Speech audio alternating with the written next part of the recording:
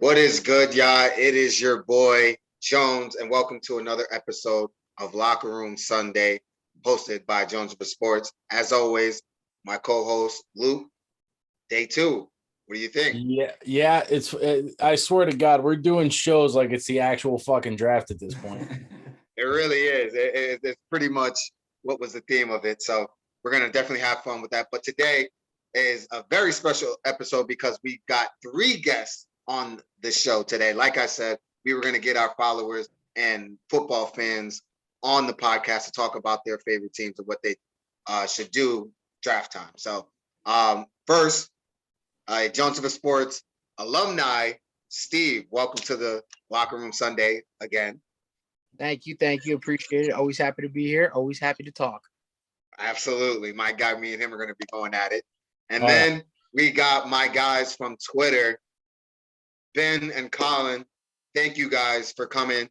Appreciate you guys being on here. And before we start, let everyone know about your podcast real quick. Yeah, so I'm Ben. That's Colin. Our podcast is called We Want All the Smoke.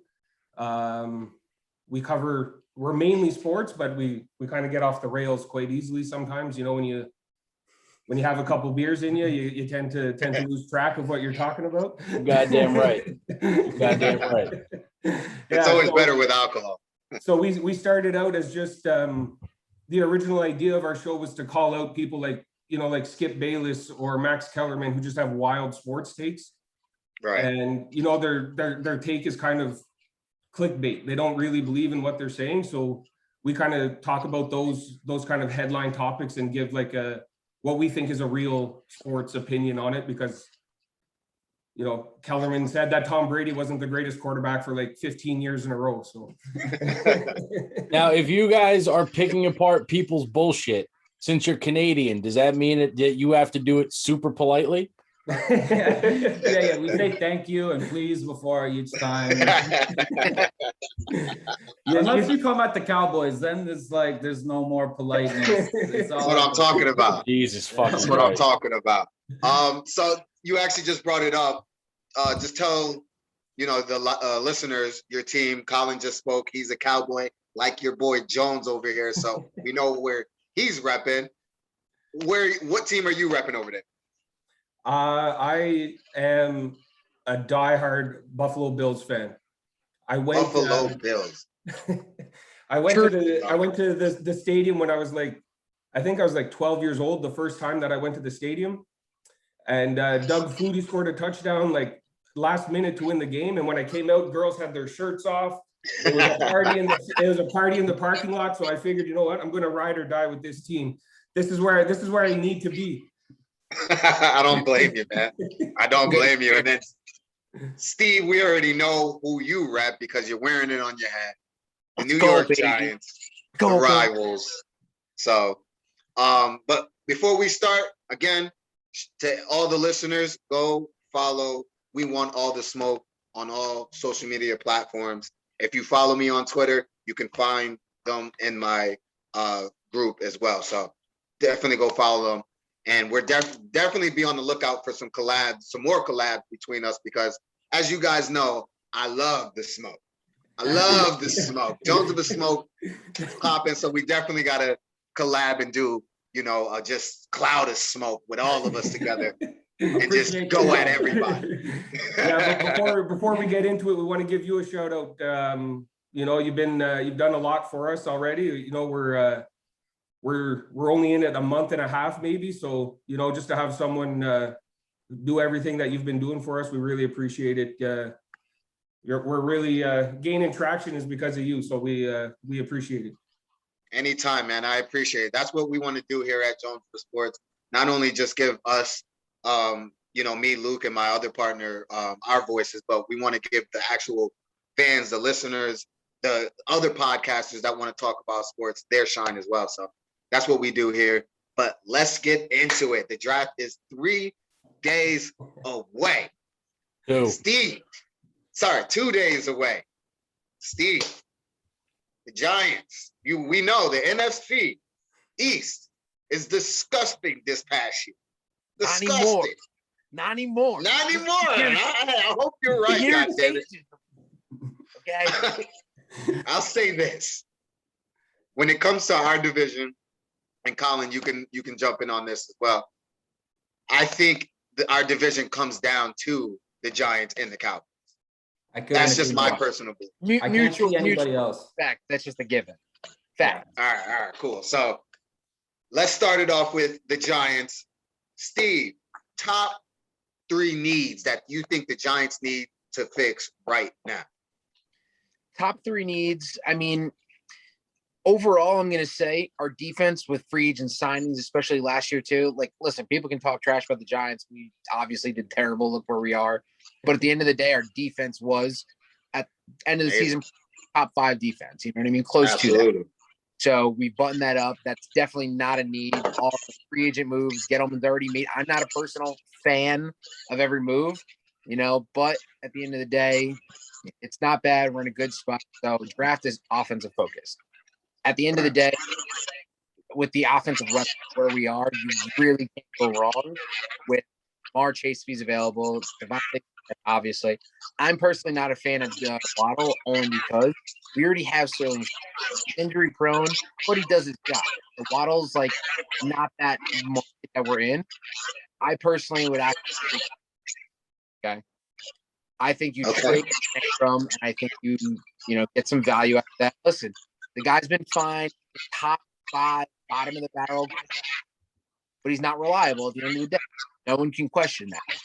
More drops than a lot of people, and at the end of the day, that man Kyle Pitts is on the app, So I say if you go for a target first. I do think, say linebacker is a big need too. I don't think the Giants need to go for an edge rusher, considering we're technically 3-4 defense. Bolster up that linebacker core. If you can get Parsons at the right spot, I mean, like every other option. Otherwise, I mean, I can see them maybe trading up with the Carolina Panthers. I've heard rumors of trade up with Carolina Panthers. Targets for wide receiver taken, and tight ends taken. I wouldn't mind going an offensive lineman too. Penny Sewell and Rashawn Slater, solid options. This way, Daniel Jones has 0 question about what he can do. Prove it. Just do your job. That's my. Right. I definitely agree with you on that last part. Because there's obviously been a lot of talks about Daniel Jones coming into this draft.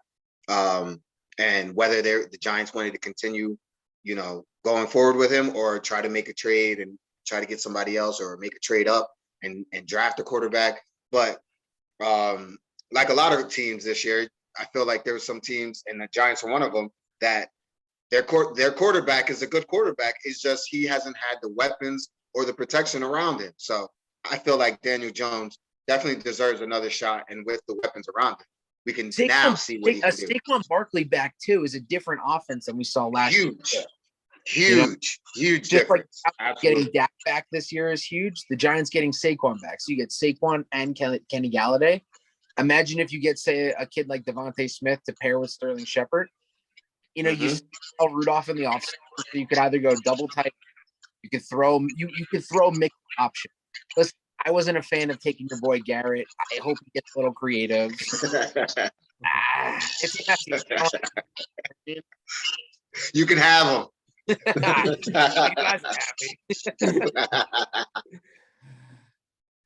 Oh, okay. So let me ask you this. Do you think that those picks will make or break your team?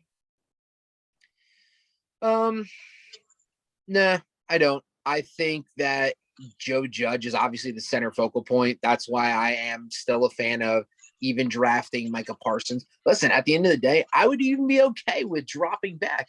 Like, I have the draft up right here. Look, we're at 11 right now. Listen, I'm sure like even the Patriots, say at 15, Patriots would love to swap up. Giants and Patriots have a good relationship.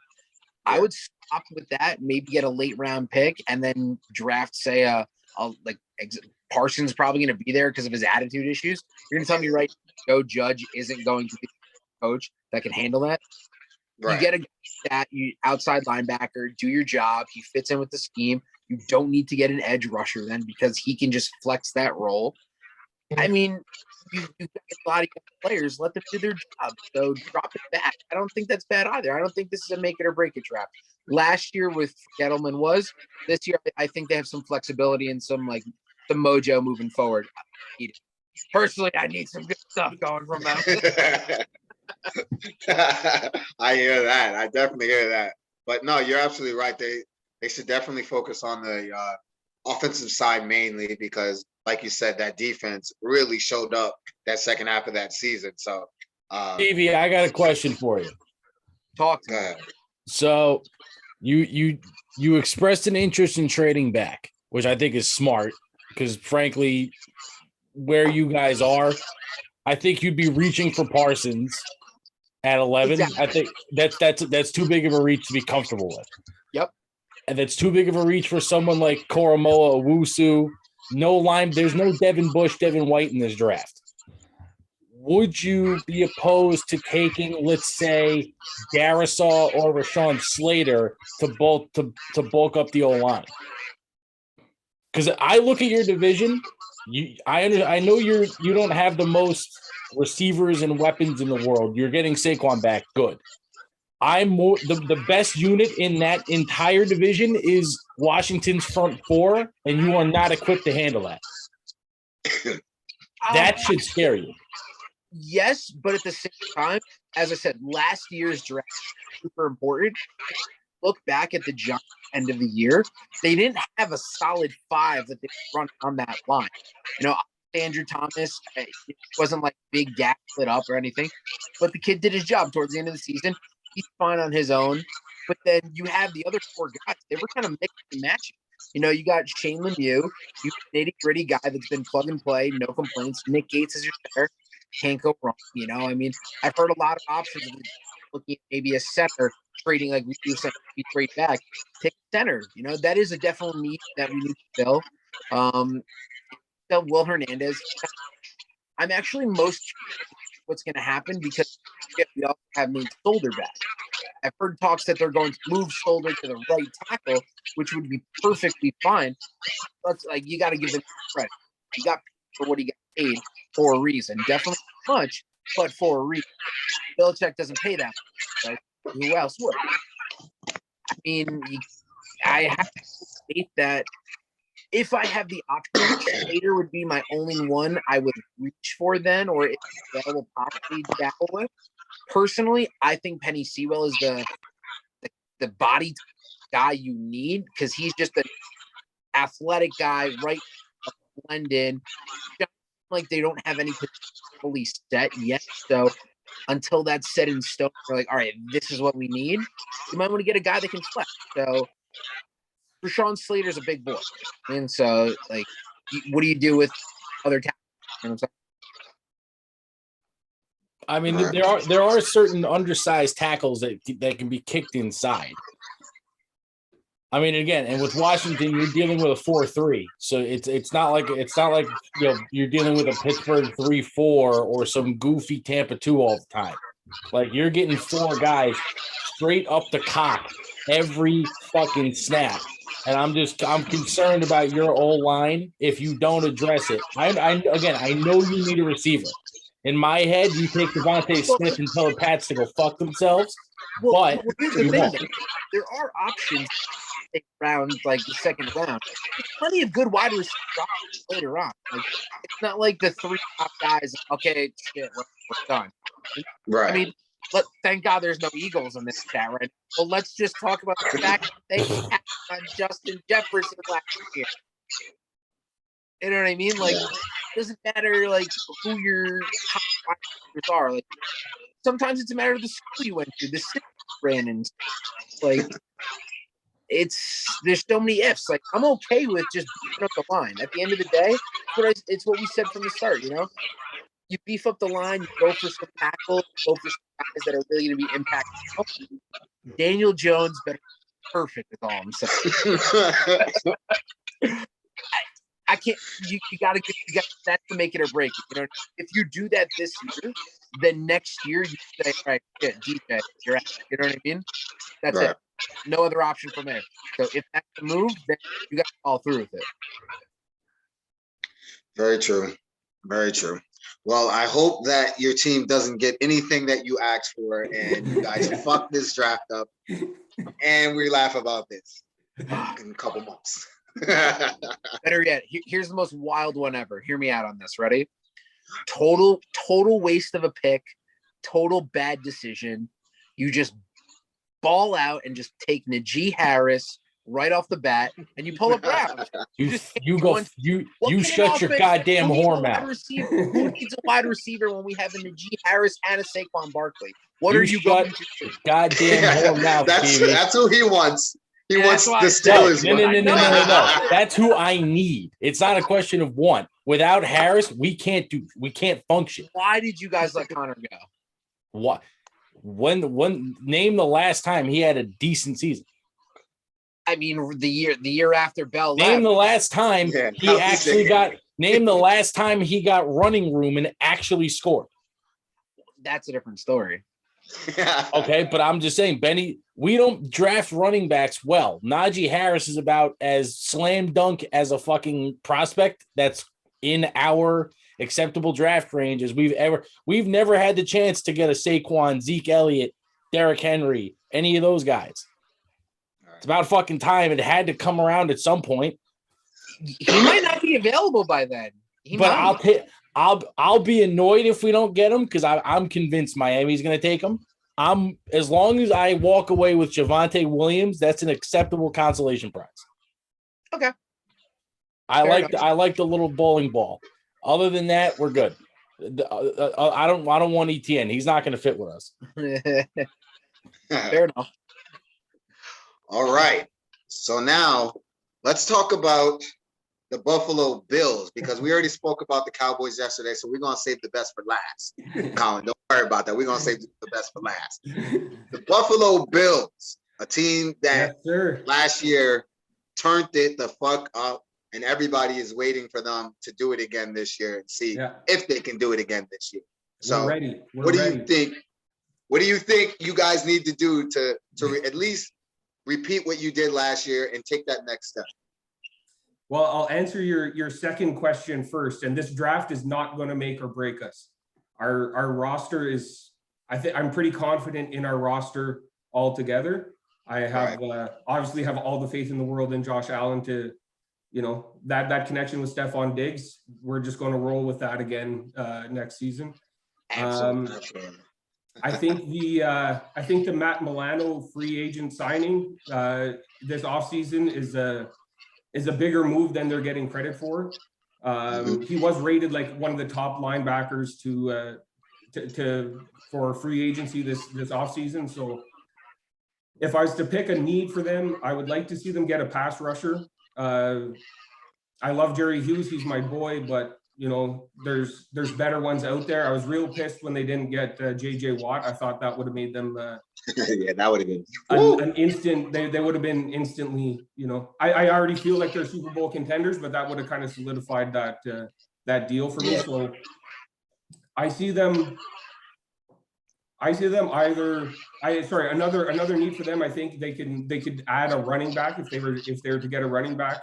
Luke, your opinion on that? Luke I've drafted Bills running backs and they don't pan out for me. No. Luke just mentioned the Travis Etienne. I think that would be the guy that if I was the Bills, I'd like to target. He can catch the ball out of the backfield. He's fast as shit, so he moves quick with our offense. So, and then the last thing I would think that the Bills would take is I wouldn't mind seeing them get another corner to play opposite of Tre'Davious White. Mm-hmm. So if I don't know if that Asante Samuel Jr. is available at 30 overall, I see them maybe making that move as well. I would like to see that happen. But I think the most realistic move for them is they're going to trade out of the first round. I don't think they're going to make any big headlines in the first round and maybe draft a couple of old linemen later on in the draft. I think they're just kind of going to keep status quo this season and just see how it plays out because we're only a couple months away from having to sign Josh Allen. to an extension, or he gets to pick up that fifth option, which is going to make him way more expensive than it needs to be. So we got to get him signed for the long term, and then we can play around with players that we want to infiltrate around him, something that we can afford. But we got to make sure that Allen gets signed first. So absolutely. As a Bills fan, how did it feel to finally be in the limelight with everyone else, especially in that division? Again, back in the limelight again. Again, after a very long wait. A hiatus that lasted my whole lifetime. But I don't know if you guys remember in the 2019 playoffs, Josh Allen first drive against the Houston Texans when he caught the pass and ran into the end zone for the touchdown. Was the opening. I shed a tear that day. No joke. I had tears coming out of. That's a real fan right there. When a while for me, trust me, I can imagine. When we made the playoffs with Tyrod, I knew it was kind of, it wasn't all, it was nice to get into the playoffs and obviously nice to be able to cheer for your team proudly, but it wasn't something that we knew could go. When you watched them last year and them going into the playoffs this year, and you had enough confidence that okay, we're in, but we're actually going to win a game in the playoffs as well. And so once they got their first win, every other win after that was just gravy. So they always ask the fans was it AFC Championship or bust for your season? And we're like, no, man, we haven't made the playoffs in 30 years. We're just happy to be here. I hear you, man. I hear. That's why I had to ask, because the expectations for a team like that, it's got to be, it's got to be leveled for a team like that, because you can't give them so much expectations. They got to make the playoffs first. They got to get a win first, So let them ease in there. But they definitely have a team that everyone in the NFL should be aware of for the next few years. So, and that's definitely that's the scary part, and that's the thing that takes getting used to. Is we've always been the team that, Tom Brady marked 2 wins against Buffalo for 20 years in a row, right? So it's different now being the team that's expected to win. So as a fan, you get scared that your team's not going to live up to your expectations. Where before I had zero expectations of the team. So if they win or lost, I knew it was going to be a loss. Who do you love more, your GM or your head coach? Because you got to thank one of them mostly. I think it's the head coach, because he has enough influence to just sign everybody from Carolina Panthers anyway. So we just brought that whole team over with us. Hey, we're in the same boat, man. Trust me, I hear you. Nice.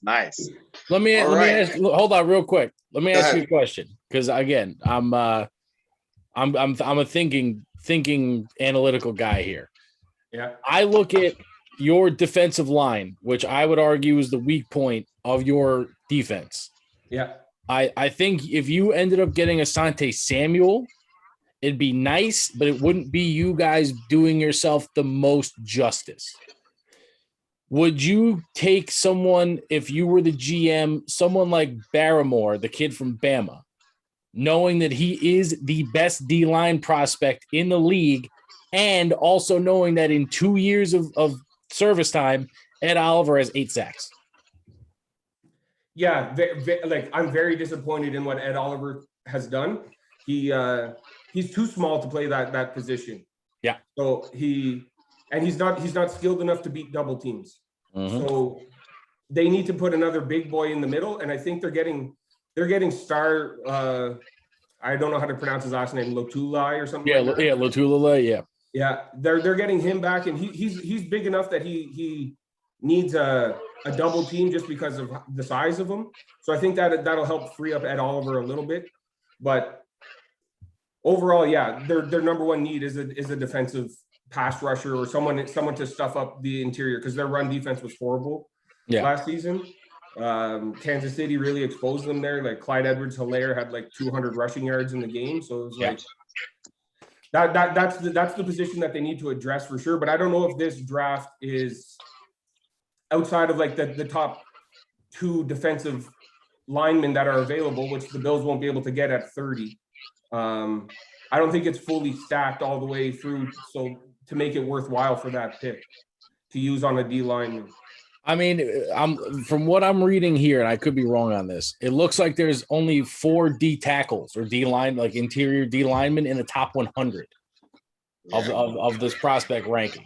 Yeah, so I don't know if this is the draft that you want to go after a defensive tackle. Maybe not in the first round, but I've heard that Barrymore is the only one worth the first round selection. Yeah. Yeah. So I mean, if he's available at 30, then sure, take him. But I don't know if he'll be available at 30 in the draft. Probably. I mean, for all we know, I don't think he makes it to you at pick in the second round. A third round pick is still a stud pick. Like it could still turn out to be a great pick, you know. And that's what I'm saying. That's why I think the Bills trade out of the first round, because they'll be able to get someone with a second round or third round, and they'll get value out of that pick. Just the same. Would you take like two second round type of thing? Yeah, exactly. You don't need to get much in return for it, I don't think. So you're happy with whatever you can get and just trade out and grab up another pick somewhere. Or do you go best player available? You're at skills stud position. I think best player available for like the top 15 picks. Once you're out of that, you know, maybe you're in the 20 to 32 range, then you start looking at like what your team actually needs, the best player available that matches your need. But like if you're in the top, top 10 picks, you just need to get better at everything. Yeah.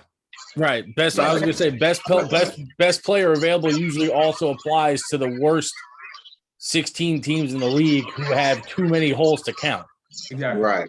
You guys actually have like a solid unit that's a couple pieces away from beating Kansas City. Yeah. Yep. Very true. Very true. Now we're moving on to, are you ready, Steve? The Cowboys. The Dallas Cowboys. They trash anyway. Don't matter to me. We're taking it, baby. We taking it this year. In the words of your countrymen, pitter patter, let's get fucking at her, boys.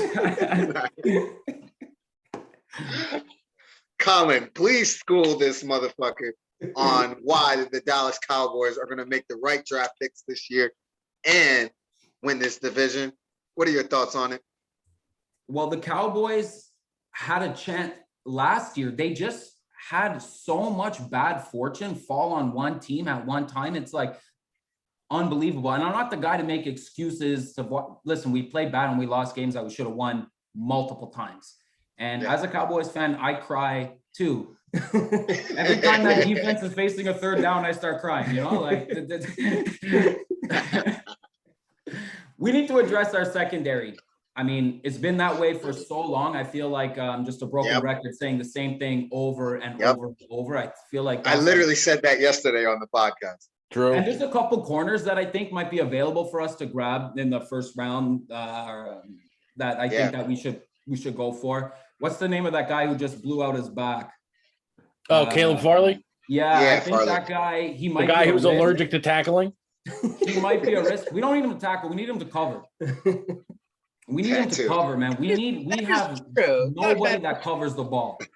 Now but hold on. If you're gonna go for the guy who's allergic to contact in a division with Saquon Barkley, a two-headed monster out of Washington, and the combo of Miles Sanders and Boston Scott, that's for the up front, though.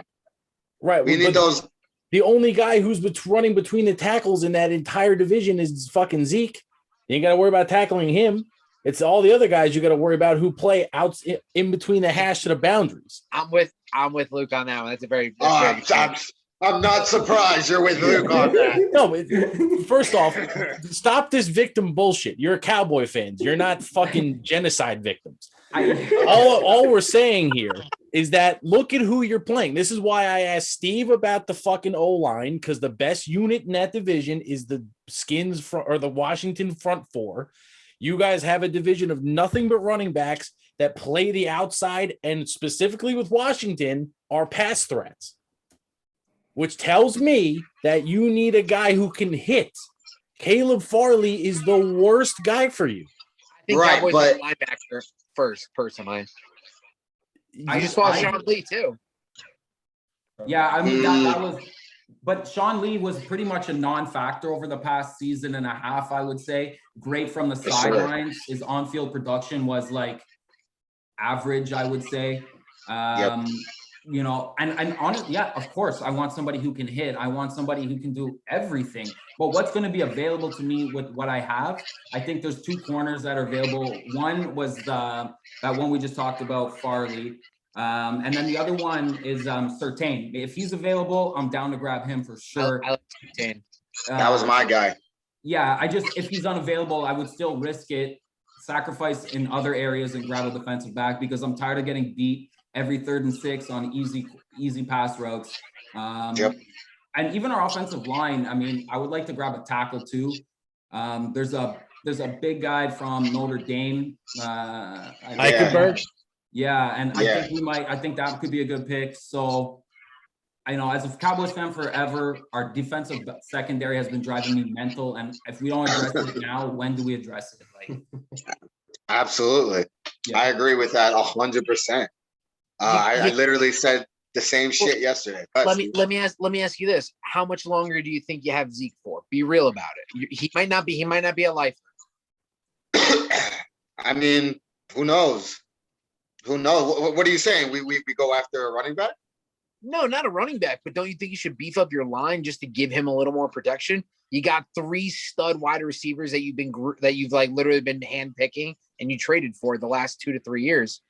I mean, Right. No, obviously this is the problem. huge, but like you're in similar circumstance to the Giants. We got a lot of skilled players. You gotta let him your QB throw to him. Right. if No, our I agree. offensive line sticks together and is healthy and gets some reps in together repeatedly throughout games, it's not as much of an issue as it has been last year. So I don't want to roll the dice banking on them being injured. I don't want to roll the dice on banking on them not being injured. That's why I think that tackle is not a bad pick either. One more question for you then. Hold on. One more question. Sean Lee just retired. And you have Sean Lee 2.0 with Leighton Vander Esch, who can't stay fucking healthy either. Yeah. With Caleb Farley, why would you draft another player? No, I'm serious. Why would you want to draft another player who's coming off of surgery, who is probably going to have his career cut short because of back problems? I mean, if I'll go with what the doctors tell me. If the doctors say his career is going to be cut short, then it's a bad pick. If the doctors say he's good to play, then I have to believe that and say he's good to play. And the reason is the Cowboys get beat deep a lot, man. Like we don't cover people well. And we make running backs look great because we're scared all the time in coverage. So I would love to see what our defense can do if they weren't so scared about getting deep all the time. No, so I think Surtain is your guy. He's the best corner coming into the draft. It's not even the Giants have had words saying that there was possible interest there, which is stupid because it's not a position we need. But it's the top guy you want. Of course. Right. Whether or not he's available is a different thing. Absolutely. And then just to go up to what you said. I mean, you guys are 12. I don't know. That's oh no, you're a 10. Sorry, 10. You're ahead of us. That's a good spot, man. Like it's a very good spot. It's a good spot. It's definitely a good spot. But just to go off of what you said about the offensive line, yeah, obviously we need an offensive line to protect Zeke and Dak. But like Colin said, we can't fucking keep our offensive linemen on the field at the same time all the time.